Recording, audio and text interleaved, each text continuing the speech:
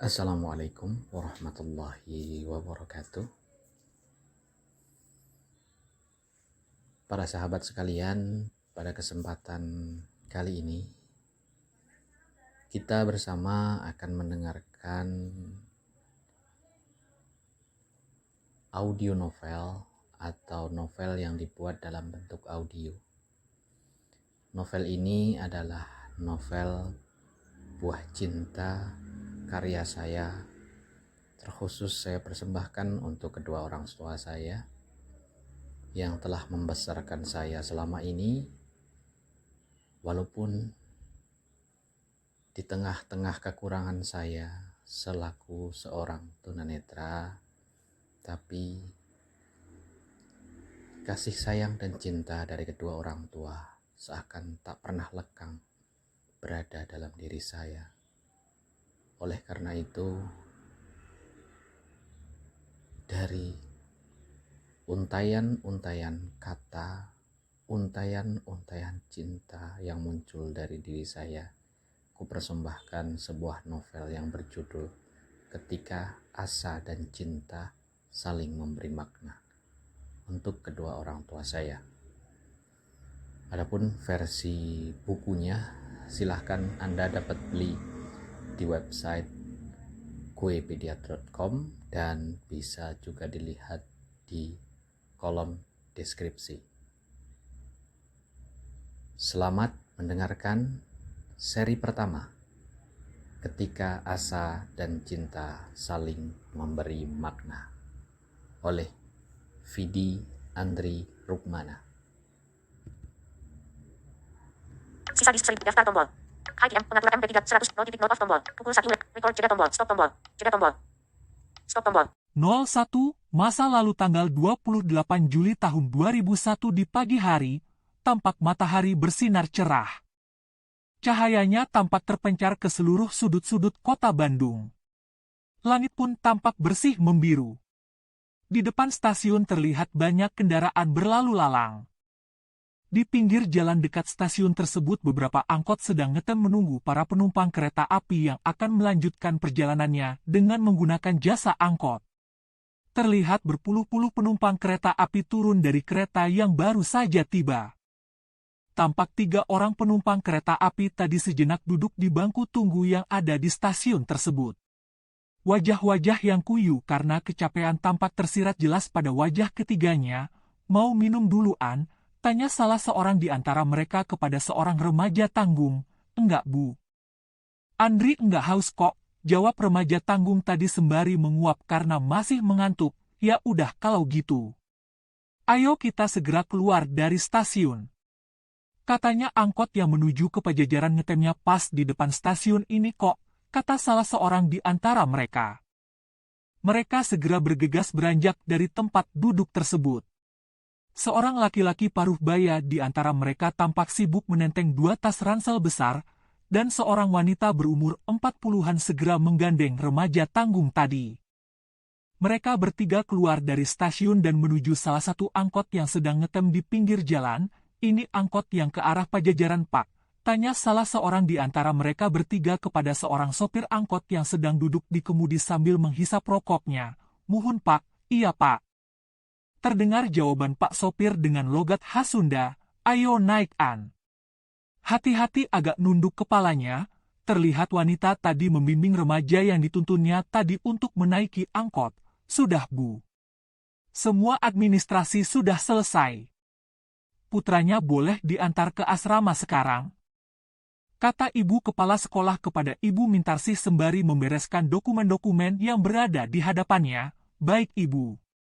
Terima kasih telah menerima anak saya di sekolah ini, kata Ibu Mintarsih dengan hormat. Itulah hari pertama Andri dengan didampingi oleh bapak dan ibunya. Bapak Bagio dan Ibu Mintarsih mendaftar sekolah di sebuah sekolah luar biasa, SLB, khusus untuk para tunanetra di kota Bandung, Jawa Barat. Andri adalah seorang pemuda yang dahulu sebetulnya sudah putus asa dengan keadaannya. Ia berasal dari sebuah desa kecil di daerah Jawa Timur. Andri adalah anak pertama dari 2 bersaudara. Ia memiliki seorang adik perempuan. ia dan adiknya hanya berselisih 14 bulan kelahirannya. Oleh karena itu dulu Andri dan adiknya disekolahkan bersama dalam satu kelas dengan umur mereka yang relatif dekat. Andri dan adiknya kemana-mana selalu bersama-sama. Ada kalanya mereka bertengkar, berebut sesuatu, atau saling mengolok-olok satu sama lain.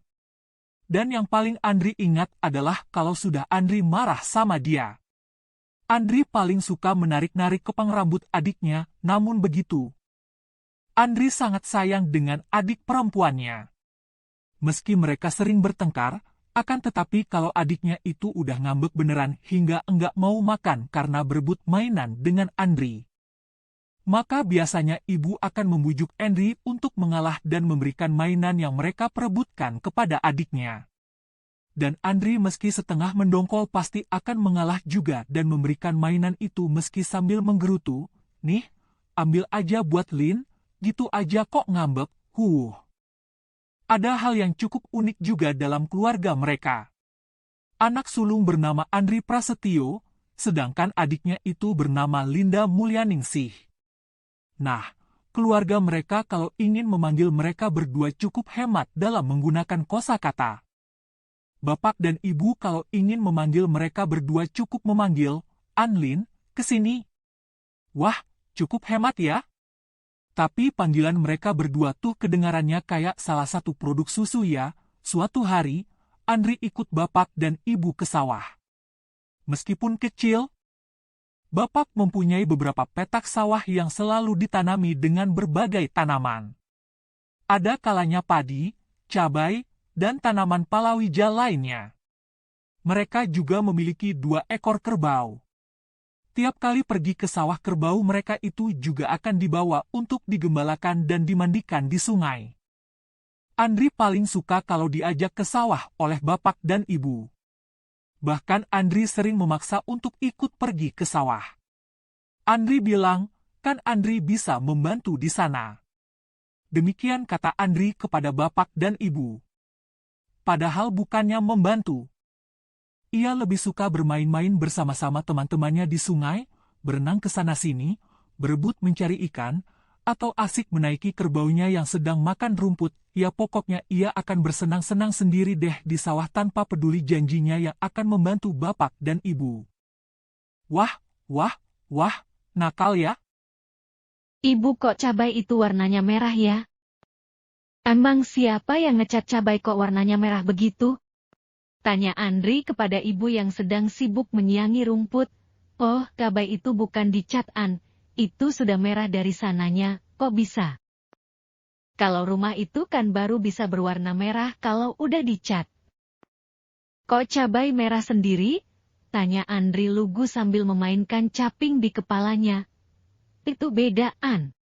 Kalau rumah kita itu yang membuatkan manusia, tapi kalau cabai itu ciptaan Tuhan, jadi nggak perlu dicat oleh manusia, cabai itu akan merah sendiri atas kehendak Tuhan, jawab ibu sambil dengan tangkas menyiangi rumput-rumput yang tumbuh di sekitaran tanaman palawija mereka. Loh, tapi kan cabai itu bapak sama ibu yang buat. Kan yang nanam cabainya ibu sama bapak. Andri masih saja terus mendesak. Wah, Andri ini nanyanya udah pintar. Nanti tanya ke Pak Ustadz ya, beliau lebih bisa menjelaskan. Ibu jadi kerepotan menjawabnya. Terus, Lia, kalau Gunung Lawu itu kok warnanya agak-agak biru begitu? Kan pas bapak sama ibu ngajak Andri ke sana dulu warnanya nggak begitu ibu. Kok dilihat dari sini warnanya bisa jadi begitu ya ibu? Tanya Andri lagi tentang Gunung Lawu yang kelihatan menjulang kebiruan dari sawah mereka. Nah, kalau yang ini nanti Andri tanya aja ke ibu guru IPA, beliau lebih tahu. Begitulah, seharian itu entah kenapa Andri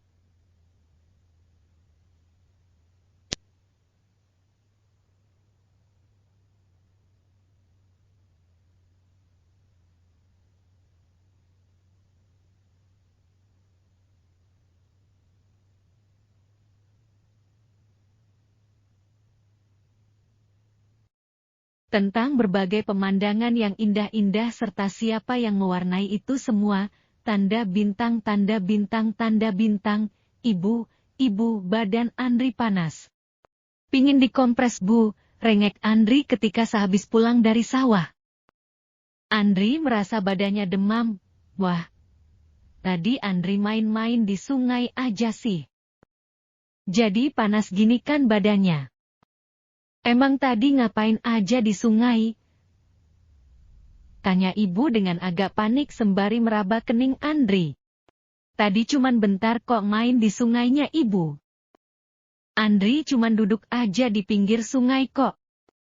Teman-teman aja yang nyebur ke sungai. Andri enggak kok. Sure deh, kata Andri berbohong supaya enggak semakin dimarahi ibu. Ah, bohong bu. Tadi Mas An aja berenang di sungai sama teman-temannya. Lin tadi lihat kok.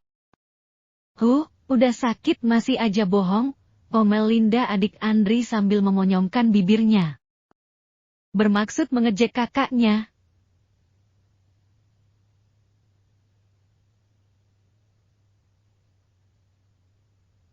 Ngar. Dari mana Lin tahu? Kan tadi Lin gak ikut ke sungai? Kok tahu kalau Mas An ikut nyebur, sahut Andri, mencoba membantah kata-kata adiknya. Ya kan tadi Lin lihat dari jauh. Udah deh, udah sakit bohong lagi. Kamu tuh napa juga ngurus-ngurus Mas An, kata Andri seraya sudah bersiap mau menarik kepang rambut adiknya. Udah, biarin Mas An istirahat aja. Badannya panas gini tuh. Udah jangan diganggu. Tutur bapak dengan bijak. Selama 3 hari demam Andri, ternyata tidak kunjung sembuh. Akhirnya ibu dan bapak membawa Andri ke seorang mantri kesehatan di desa itu. Jangan ngatini, ini cuman demam biasa kok. Pesan dari Pak Mantri tersebut seraya menyerahkan sekaplet obat berbentuk kapsul kepada ibu. Terima kasih Pak Mantri. Ibu menerima obat yang disodorkan Pak Mantri. Tanda bintang tanda bintang tanda bintang. Ibu, kok mata Andri kabur gini ya, ibu? Kayak ada kunang-kunang gitu. Keluh Andri karena heran dengan keadaan matanya yang tiba-tiba saja serasa kabur. Mungkin karena baru sakit. Nanti juga sembuh sendirian. Kok bisa ya ibu? Kan yang panas badannya, kok yang kabur matanya?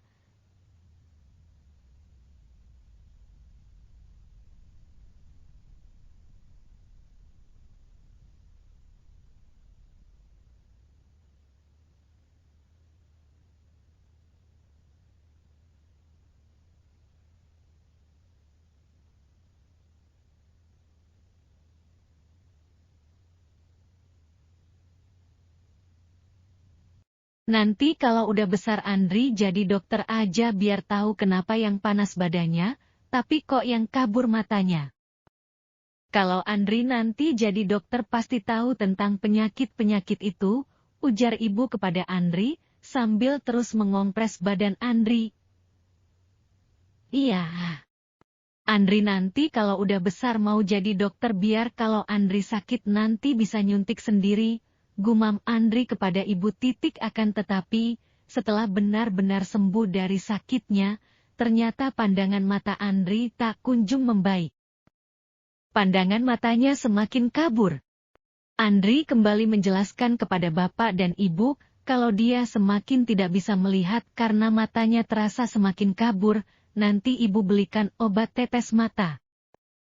Paling cuman iritasi, kata ibu yang menganggap keadaan mata Andri dikarenakan iritasi ringan. Tanda bintang tanda bintang tanda bintang. Kedua orang tua Andri baru menjadi cemas ketika mengetahui bahwa pandangan mata Andri tak kunjung membaik, walau sudah diberi obat tetes mata. Bapak dan ibu akhirnya membawa Andri ke dokter spesialis mata untuk menjalani pemeriksaan mata. Bapak dan ibu, mohon bersabar ya. Putra ibu dan bapak mengalami retinitis pigmentosa. Retinitis pigmentosa adalah penyakit yang mengacu pada sekumpulan kondisi medis yang ditandai dengan kerusakan secara progresif dari retina, jaringan sensitif cahaya yang melapisi bagian dalam permukaan dari bola mata. Jadi, kemungkinan besar penurunan penglihatan ini akan berlangsung terus sampai total. Memang terkadang penyakit ini didahului dengan demam selama beberapa hari. Sebetulnya penyakit ini bukan karena faktor dari luar. Penyakit ini adalah jenis penyakit genetik. Jadi entah sekarang atau nanti, putra ibu dan bapak akan terkena penyakit ini juga, begitulah keterangan dokter panjang lebar. Lalu dok, apakah putra saya ini bisa disembuhkan? Tanya ibu penuh harap. Mohon bersabar ibu. Sampai saat ini, dalam dunia kedokteran untuk jenis penyakit dari genetik seperti ini, kami tidak bisa mengupayakan untuk melakukan penyembuhan. Oh, Aan. Teriak kedua orang tua Andri, seraya memeluknya. Andri pun hanya bisa menangis dalam pelukan mereka. Andri tidak mengira bahwa pemandangan indah yang dia tanyakan kepada ibu waktu di sawah adalah pemandangan terakhir kali yang bisa dia lihat. Tanda bintang, tanda bintang, tanda bintang. Setelah mengetahui vonis dokter bahwa pandangan matanya benar-benar tidak bisa kembali lagi. Akhirnya Andri putus sekolah karena dia benar-benar tidak bisa mengikuti pelajaran yang ada di sekolahnya. Rasa iri kepada teman-teman sekelasnya, sedih, pilu dan sendu seketika membuncah dalam dadanya waktu ibu kepala sekolah akhirnya memutuskan untuk mengeluarkannya dari sekolah. Dengan alasan ia tidak bisa mengikuti pelajaran karena kebutaannya, bahkan sewaktu ketika Andri duduk termenung di depan meja dan setumpuk buku-buku sekolahnya tampak menggeletak di atas meja. Buat apa buku-buku kayak gini? Aku udah enggak bisa ngelihat lagi. Terus buat apa aku punya buku-buku kayak gini? Buat apa? Teriak Andri seraya merobek-robek buku-bukunya hingga menjadi serpihan-serpihan kecil. Udah tuan. Jangan sedih terus. Ayo kita main aja ke tempat Embah, bujuk ibu dengan lembut ketika melihat kesedihan Andri yang tak terkendali. Andri juga hanya dapat tersenyum getir tiap kali dia mendengar adiknya pamitan kepada bapak dan ibu sebelum pergi ke sekolah. Bapak ibu, Lin berangkat sekolah ya. Daa. An sedih ya Lin pamitan sama bapak dan ibu. Tanya bapak yang tiba-tiba saja sudah berada di samping Andri. Enggak kok pak. Kenapa harus sedih? Jawab Andri dengan mata berkaca-kaca sambil berusaha menahan kepiluan hatinya. Namun, bendungan yang ditahan-tahan Andri pun akhirnya jebol. Ia tak kuasa lagi menyembunyikan kesedihannya.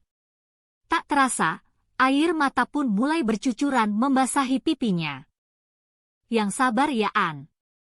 Kata embah-embah dulu, wong sabar iku dhuwur wekasane, orang sabar itu tinggi derajatnya. Siapa tahu suatu saat nanti Andri bisa melanjutkan sekolah lagi, tutur lembut bapak, seraya mengelus-elus punggung Andri dengan penuh kasih sayang. Pada perpisahan kelas 6 di sekolahan SD Andri dan adiknya itu, sekolah tersebut mengadakan piknik ke beberapa tempat wisata. Linda yang memang antusias dengan piknik tersebut segera berlari pulang untuk mengabarkan hal tersebut kepada bapak dan ibu. Ibu, nanti di sekolah akan ada piknik ke Borobudur, Prambanan, dan Museum Jogja kembali loh. Para orang tua juga diharuskan ikut bu. Ibu sama bapak ikut juga kan? Tanya Linda dengan antusias sambil menggelendot manja kepada ibu. Oh iya, nanti ibu ikut juga. Andri yang mendengar bahwa kelas 6 atau teman-teman sekelasnya dahulu akan pergi piknik hanya dapat menunduk sedih. Sedangkan ibu yang mengetahui akan kesedihan Andri tersebut hanya dapat menghela napas panjang. Andri pikir, seandainya ia masih sekolah, tentu ia akan ikut piknik dan melihat Candi Borobudur dan Prambanan yang dulu hanya ia lihat di buku gambarnya. An, tadi ibu udah bilang sama kepala sekolah kalau nanti Andri juga akan ikut wisata dengan Lin, ucap ibu keesokan harinya. Loh, bukannya yang ngedampingin Lin harus kedua orang tua bu? Iya, tapi tadi ibu bilang kalau bapak nggak bisa ikut. Jadi yang ngegantiin Andri, imbuh ibu lagi, begitulah. Andri diajak ibunya untuk mendampingi adiknya berwisata ke beberapa tempat wisata.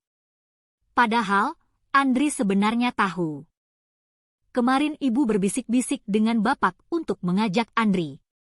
Dan bapak memang mengalah tidak mendampingi Linda agar Andri bisa ikut piknik, namun ternyata, usaha ibu untuk menyenangkan Andri itu tidak berbuah manis di lokasi wisata.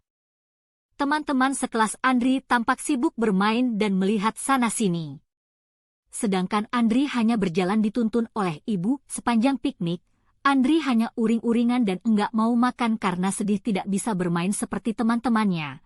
Kenapa cemberut aja, An? Ayo ke sana aja. Di sana ada yang jual bakso tuh. Andri mau makan bakso? Tanya ibu mencoba menghapus kesedihan Andri. Enggak, jawab Andri pendek. Kalau mie ayam mau. Enggak, jawab Andri tetap tidak mau seraya menggeleng kuat-kuat. Atau Andri pingin soto? Enggak, jawab Andri tetap menggeleng. Terus Andri maunya apa? Enggak tahu, enggak tahu, enggak tahu. Huhuhu.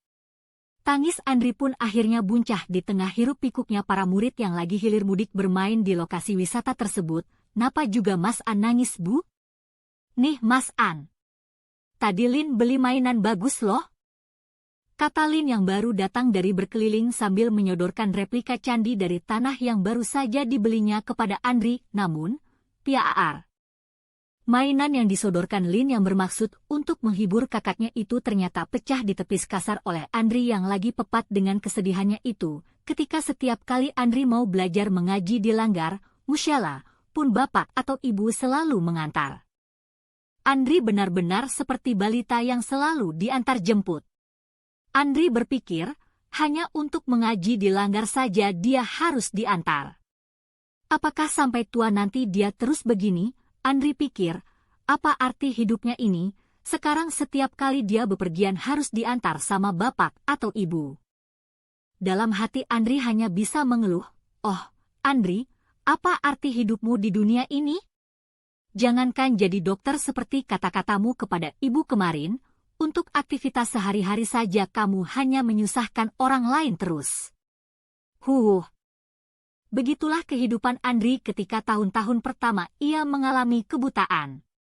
Ia seolah-olah tak sanggup lagi menghadapi getirnya cobaan itu.